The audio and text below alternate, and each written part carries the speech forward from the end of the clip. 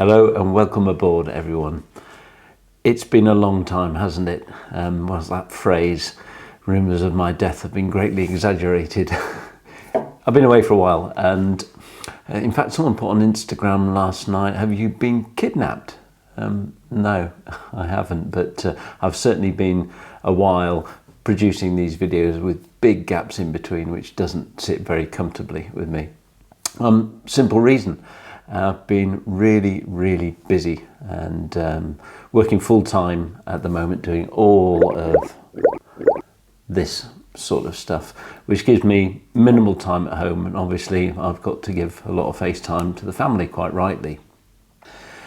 But finally, different surroundings. I'm in my new workshop. I've had it for about 18 months now, but we were just using it as a storage room. It's a sort of a funny shape. It's a wide area, then it goes into a little mini corridor, then it opens up again, and I'm in the bit that I've finally got sorted out for hopefully getting into some knife making and all the other little bits of tinkering and producing DIY stuff that I like doing. I think I mentioned some time ago, and it was probably during lockdown, that my absolute dream project would be to do a camper van conversion. And when I mentioned it, someone, I think it was a YouTube subscriber, said, oh, it's interesting, I'm doing one and I'm putting a heater in it at the moment, and they've sent me two, whoever he ordered them from, and they won't take the second one back because of the postage cost. He said, would you be interested in just having this? I think it's a diesel heater, which can be used for many different heating sort of projects. And I said, yeah, I'll take it. You never know, I might get the camper van project done sometime. And so he sent me this, and I'll go through the components, but there are absolutely loads of portable diesel heater build projects on YouTube. All of them just subtly different, and I found it really interesting watching them. Some of the projects I think I'll just grab, I sort of cherry picked from a lot of them. But anyway, I'll show you through the diesel heater that I've got. I won't take too long about it because, as I say, there's too many videos. But yeah, it's basically comes in a sort of 2-foot square box, and you get your main component, which is this diesel heater here, and then you get absolutely everything with it, including all the ducting, all the wiring, a remote control, control panel for it. You get the exhaust, you get air intakes, you get fuel pump, and you get a fuel tank. With all those components in mind, what I'm going to try and do is make all of these components here fit in this. And this is just a stacking box that I've had and never used. It's very sturdy, and at the moment it's got this tray in it which I'm not going to need, and because it has the tray in it, it's got lots of bracing points and sort of plastic veins running through the inside, which I'm going to have to somehow file off. So I've just got this nice square space to work with. So why would I want to build one of these? Well, this workshop is quite big and it gets very cold in winter. It's not heated, and at the moment I'm just using this, which is pretty ineffective. It just keeps my feet warm at best. There is a door to the outside just there, and so I can build the diesel heater and use that as an exhaust outlet. The other thing is I do a lot of hot tenting, and it's lovely having that wood burning stove inside the tent, but you sort of sleep with one eye open, just wondering, oh, I hope an ember doesn't drop, or it doesn't, a bit of wood doesn't come out, and the tent would just go up just like that. And I thought, certainly when I can park the car very close, that having this diesel heater just 20 feet away from the tent with a bit of ducting going in, or if I just one day to get a roof tent, it's perfect for that. Or ultimately, if I do the camper van conversion. So you need a power supply for this diesel heater. It's got a glow plug inside it, and it's got this fuel dosage pump, which I can't hear it. They're really noisy, and that's the reason I want to keep it away from wherever I'm going to be sleeping, with quite a length of ducting. It's basically metal on metal. The piston keeps banging against and drawing from the inlet pipe, and because they're so cheap, I think you can get these for about 45 quid now, the whole setup. It makes this really incessant clicking noise, which I'm sure you'll hear hopefully when it's all finished. So that's got to be powered, the glow plug's got to be powered, and therefore you need some sort of power source for that. When we did the canoe challenge a couple of years ago, when all of us, we paddled up the Great Glen and raised over £15,000 for the Alzheimer's Society, we reached out to a number of companies that gave us an awful lot of gear to either use or give away as part of drawing people's attention to the charity that we were raising money for. And I reached out to two companies that do these power banks. One of them didn't even reply, and the other one, which is Bluetti, got straight back to us, no questions asked about, oh, make sure you profile it, make sure you mention it, make sure you mention the company, let's have the logo, that sort of thing. They just gave us this brilliant power pack and the solar panels to charge it, and we used it, and everyone managed to power all the gear, recharge all their equipment over the period, and it hardly dropped at all on the power. So I'm a great fan of Bluetti. This is the Bluetti AC70, 1000 watt output, 768 watt hours. What have you got? I'll put the full specification of this up on the screen now. And there you go. But basically, in a nutshell, you've got your input there to charge. It's got the old style cigarette lighter, 12 volt, 10 amp output, two USB-Cs, two USB-As, and two AC outputs, 230 volts, 1000 watt. And I'm really interested to see how many things in conjunction with each other I can use whilst running this diesel heater. So it's going to be a review hand in hand with this build. I'm going to try and run a few things off this as I'm running the diesel heater. That's the display. I haven't even charged it since it came, so I'm going to start charging it now. You get the full cabling. It also comes with, if you want to take the optional extra of the solar charging panel, which I hope to get off Bluetti one day. And here are the readings for input, output, DC input, output, AC input, AC output, and that is the charge. And with nothing drawing, obviously now it's got an unlimited prediction of the charge level. And you can select DC, AC. I don't know whether you can have DC running in conjunction with AC, so whether I could be running a kettle out of here plus the diesel heater, but we'll try and find out. So I'm charging it now using 240 volts UK socket, goes in the side, and what I didn't mention is it can also be charged going into here from the cigarette slot on your vehicle. And this is also the cable if you have some solar panel charging equipment. So that'll charge and plug into the solar panel, and this will again charge the unit. So you get plenty of stuff with it. So let's get on with the build.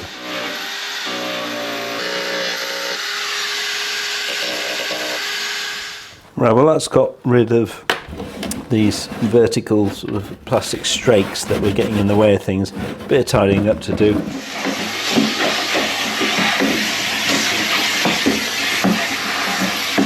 This diesel heater has got air inlet and an exhaust outlet on the bottom, and I'm going to be mounting that on the bottom of the case. So I've got to find a way of raising this off the bottom of the toolbox, and I've got some of this, and this is just aluminium foot plate. I had it lying around from another project. It was quite a lot bigger, and I think this will be ideal to cut to size, make a hole in it for those the inlet and the outlet, and then I'll be able to raise this somehow, and I'll measure how much I've got to raise it off the surface of the bottom of the toolbox.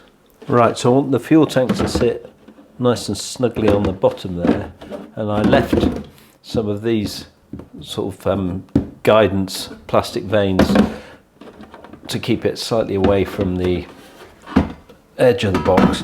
This aluminium plate is a perfect width, and all I've got to do now is just measure off here a point at which I've got to cut my plate down here, and this will be part of the raised platform.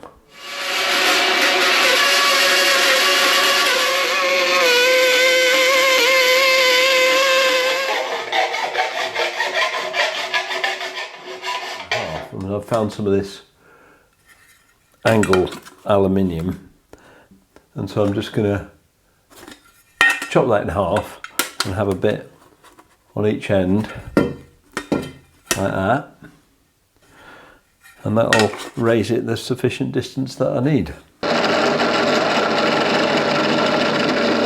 Right, so here's my base plate with no special effects. You get given one of these, which is a base plate for if you were to drill a hole in the bottom of your caravan or camper van. You then use this to obviously cover that hole that you've made, but also provide a feed for the air intake, the fuel and the combustion air, sorry, the exhaust to exit there. I'm going to use it on this base plate here.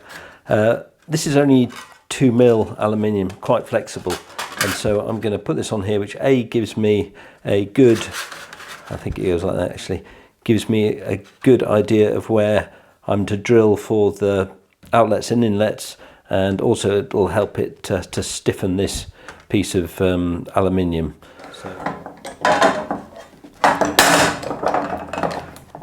I've now riveted on these two bits of angle aluminium, and I can sit it in the box now and get the position of the heater exactly right for the outlets and so on.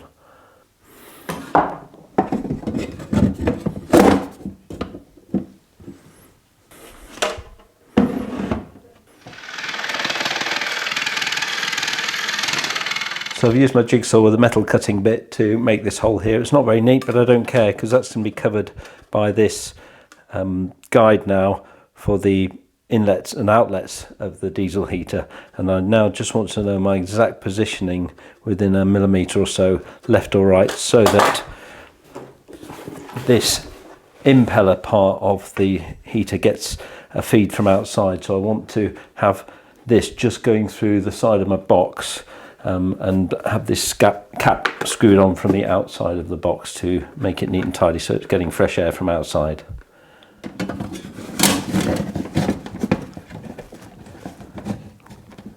Good, just check that that will close. And the wires, better stick the wires in and check. Yeah, the whole thing closes. Remove this. Great. So the diesel heater now fits nicely in the box. I'm now going to make the first hole in the box to get this impeller halfway through the edge and then screw on the cap, so we've got the impeller to the outside air.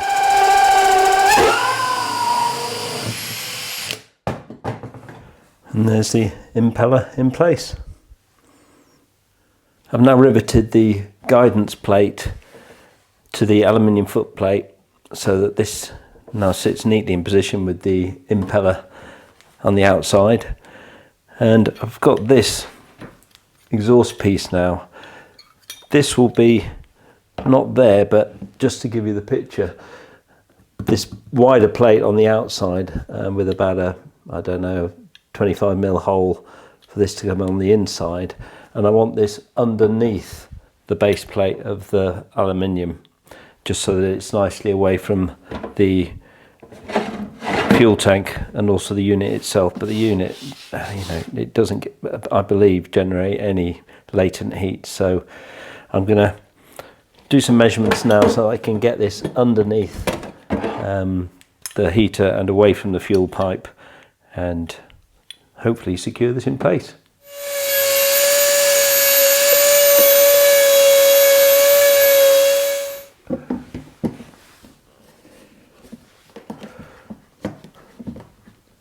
So that's the exhaust orientated the right way. I just have to put the backing plate on that now. the longest screws in the world, and hopefully I've drilled the holes wide enough. Right, I'm now just starting to look at the fuel system. I've got my 5-litre tank here, and I've inserted the demand nozzle, which was quite a job threading it from here to there, with first of all a bendy bit of pipe, so that I can get this nylon fuel feed routed through the system. And the tubing that you get with the unit is really quite substandard. It's the only extra purchase I've made, is to get some of this nylon fuel tube, as opposed to this very supple and prone to kinks fuel tube that they supplied. So I'm not going to use that, and this will be a lot safer around the system. So the idea is to have a feed from the tank. It then goes through a fuel filter, and then eventually to this dosage pump, and then out to the heater itself. So I've got to put these now in line in the fuel system and mount that within the confines of the box. I'm having to think so many stages ahead. This is the air intake for the combustible air, which has a filter on it, which I've got to attach properly. And I want this to be away from the exhaust, so I've got plenty of room. This is the bottom of the heater to just duck that round like that with the smallest amount of pipe. So I'm going to have to cut this pipe, then attach this on here. Just before I put the exhaust on, I'm putting some of this exhaust sealant paste in, very high temperature resistant, and it'll help make a decent seal. There's the exhaust in place.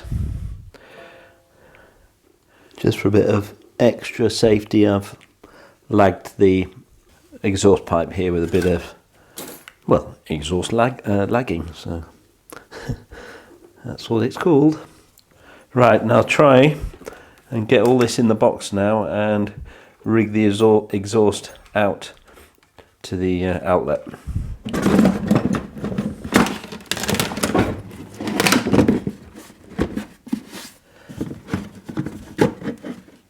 Underneath here I've got obviously the exhaust coming from the diesel heater here, but I've also got to attach it to that bit there.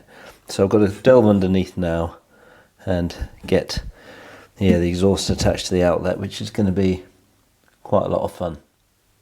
Okay, well, I've had to have a complete rethink. I couldn't get the exhaust from the heater attached with a Jubilee clip to the exhaust outlet here, so I've had to redesign my kind of platform that it sits on, and all I've got now is a couple of pieces of aluminium under here raising it off the bottom of the box.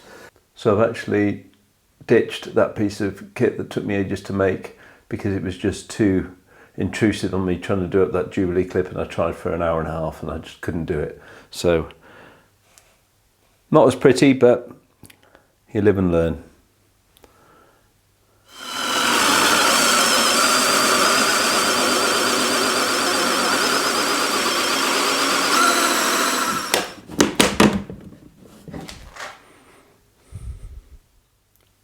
That's got the dosage pump installed, and you can see the fuel filter is in line with the dosage pump, and now I just need to connect up that into there, and we've got a complete fuel setup. That's the fuel system now completely plumbed in, and now to deal with this lot. Well, there's loads of wires here. I think I've worked out what they are. The instructions are absolutely useless, but one of them clearly goes to the dosage pump, so that's fine, that stays in the box. The other two, one goes to this pretty neat remote controller, which has also got a little kind of key fob controller as well, but I want this to be outside the box, and I also want to power it using the sort of cigarette lighter socket on the Bluetti power bank. So basically I want to be able to have all this controller and the power socket outside the box. So the way I'm going to do that is put in a couple of waterproof inline switches, inline sockets. I don't know if you can see those, but one's a 3-pin, one's a 2-pin. So 2-pin for the power and 3-pin for the remote controller. And so I'm going to have to do a bit of soldering, get these sorted out and put them on the in the box as well. So I'm planning to have the sockets on this side of the box so that it's completely self-contained and I can just plug in the power and the remote controller. And now I'm just doing the wiring, and what I've done is cut the wires from the unit because I want them to go through the box, but neat and tidy using these plugs that I've got. So I've done all the soldering and I've got 2 nice neat plugs, one for the power and one for the remote control, and so that you can close the top of the box and it's a nice neat self-contained unit. The only thing to do is to give it a try. Now it's quite late evening now and I haven't got any diesel, so I'm going to go to the garage tomorrow morning, fill it up, attach it to the power, move it outside and we'll give it a go. So this is pretty much the finished product. I'm going to make a lot longer length of ducting hose here to keep it well away from any hot tent or actually anything I'm heating. There's the exhaust outlet. In here I've got the fuel dosage pump, which is mounted at about, well, it says between 30 and 50 degrees, so I've got it about there. Deep in the bowels there you can see the fuel filter and the system coming out of the fuel tank. I've got some high temperature lagging in here which hides the wiring loom and also routes the fuel pipe away from the body itself, but as I said earlier on, this doesn't even get vaguely warm and it's all well away from the exhaust at the bottom. Got some outlets here, 2 electrical outlets. One is for the main DC to power the unit and one is for the remote controller. So out here I've got the controller input and 12-volt DC power input, and they're nicely waterproofed.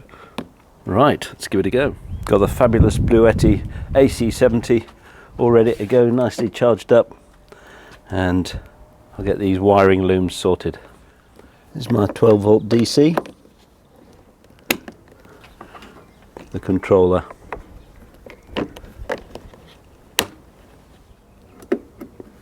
red light, and fantastic. And what I have to do now is purge the fuel line because it hasn't been used before, using the controller here, which I'll do.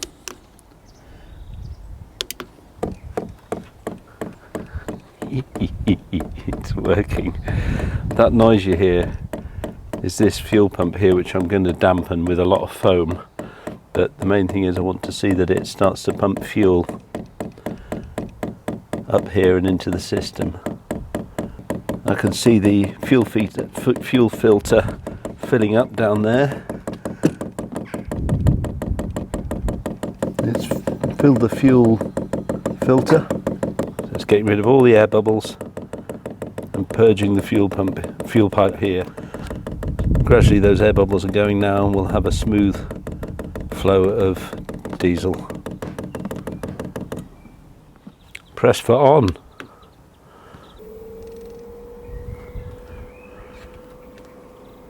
Can hear the impeller starting, and shortly it should start the demand for fuel.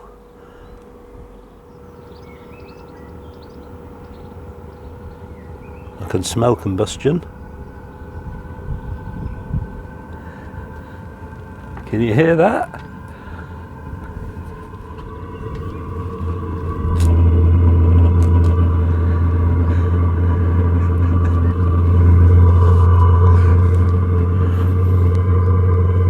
Got some exhaust coming out, which is fine, which is apparently it's going to be a bit cloudy for the initial startup. It's go and see what we've got. So, hot air here, roasting hot air. Exhaust here, clean exhaust. Cool inside. That's just fantastic. Whoa. This will be attached properly.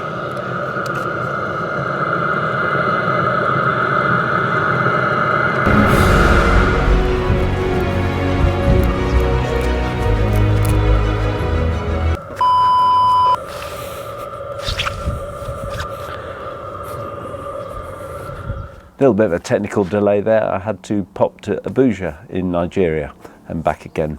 But here I am. Same jumper, same t-shirt, but they have been washed. What I'm going to do now is test the Bluetti out a little bit more with some extra items whilst the diesel heater is running, really to mimic what you'd be doing if you did, for instance, a camper van conversion. You'd maybe want to run a kettle, possibly a cooking hob off it, and maybe charge a couple of items. So I'm going to really test the Bluetti power bank to its limits here, because the little induction hob that I've got draws about 800 watts, I think, so that's quite a lot. During the last running of the diesel heater, it actually cut out, and I was wondering why.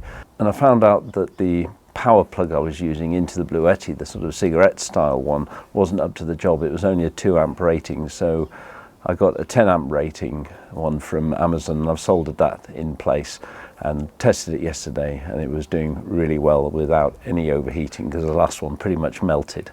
So I'm glad I caught it in time. So let's rig up a few things now. I've got a kettle, which obviously is a big draw. I've got a little portable induction hob, and I've also got a charging cable, so we'll try and charge a couple of things in conjunction with running the diesel heater. Let's see how it goes. So the heater's running and it's drawing about 55 watts from here.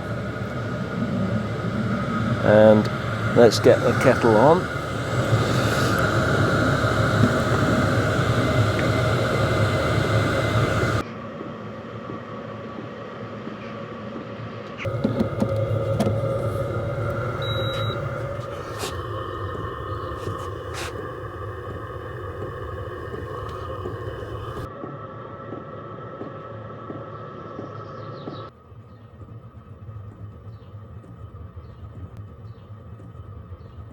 Well folks, I'm just absolutely thrilled with the way that turned out. A few modifications to go. I want to get some longer ducting so I can keep the actual heating unit nice distance away from the tent, should I be using it next in a tent. And yeah, I didn't think that was within my capabilities, but yeah, managed to get it sorted out. And just a final mention for that company, Bluetti. Thank you so much for donating that power bank. What more do you need? I'll leave links to the Bluetti company in the description. They've been a real help with some stuff that we did, the canoe, the raising money for charity. So I'd advise you, if you can, to look at Bluetti over the other competitors. And what's that done? That's charged my phone, run a diesel heater, used an induction hob which takes a lot of power, and boiled a kettle all at the same time and coped with it admirably. It was up towards the limit, but that's a lot of draw to be taking off a single power bank. So thanks Bluetti, thank you all for watching. I hope you've enjoyed it. Hopefully wild camp next time, and remember, please like and subscribe. It really does help. Just short of 12,000 subscribers now, so it'd be good to pop it over that landmark. Thanks very much for joining me, and I look forward to seeing you again.